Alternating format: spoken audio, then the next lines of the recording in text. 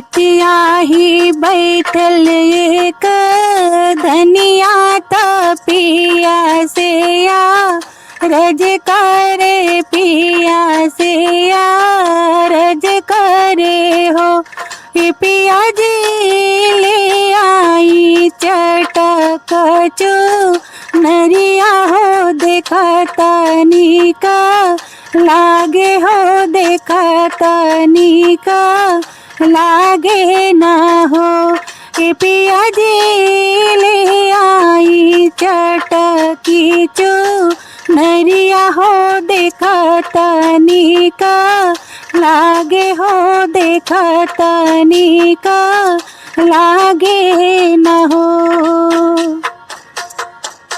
बोलिया त धाना तू हो बोले लो त धाना तू हो बोले लो सुना तनिका लागे हो सुना तनिका लागे न हो। ये धाना जब लाल खेली है गन्नवा हो देखा तनिका लागे हो देखा तनिका लागे न हो।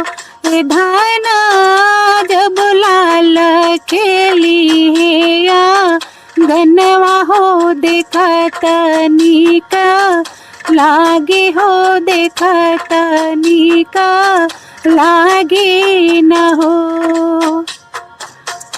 इतनी बचन धनिया सुन ले त माना में दो खित भैले माना में दो खित भैले हो।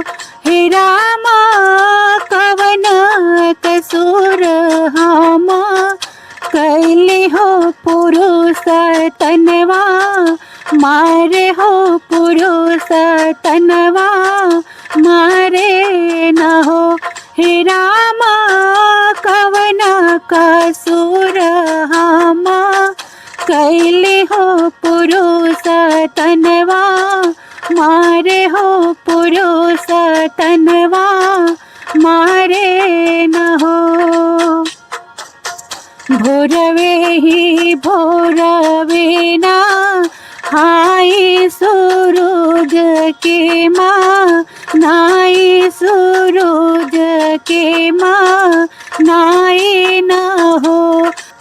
हे नाथा पड़ गईले बाझिनी के नामवात जिंदगिया कारत जिंदगिया कारत हो। हे रामा पड़ गईले बाझिनी के नाम होत जिंदगिया कारत जिंदगिया कारत हो।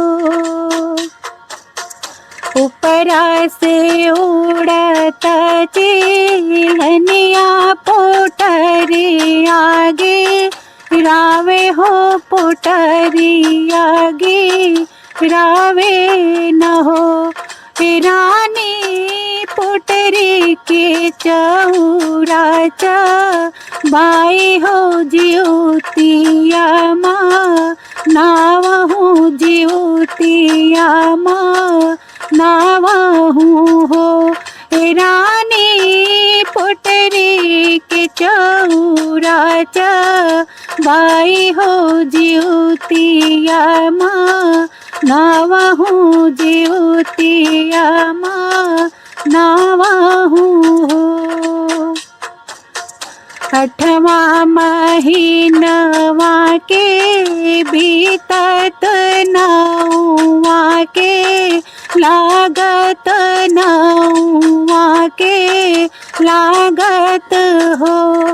सखी हो रोवे लागे आंगनेला लनवा हो गावे हो सखी मंगल गावे हो सखी मंगल हो। सखी हो रोवे लागे अंगनेला लनवा हो गावे हो सखी मंगल गावे हो सखी मंगल हो। आई गईले आश्विन माघत धनिया आरज करे धनिया आरज करे हो। पिया जी सुनवा की जीतिया गाढ़ावा मैं जीतिया बा रत कर बो जीतिया बा रत कर बो हो। ए पिया जी सुनवा के जीतिया गाढ़ावा मैं जीतिया बा रत कर बो जीतिया बा रत कर बो हो।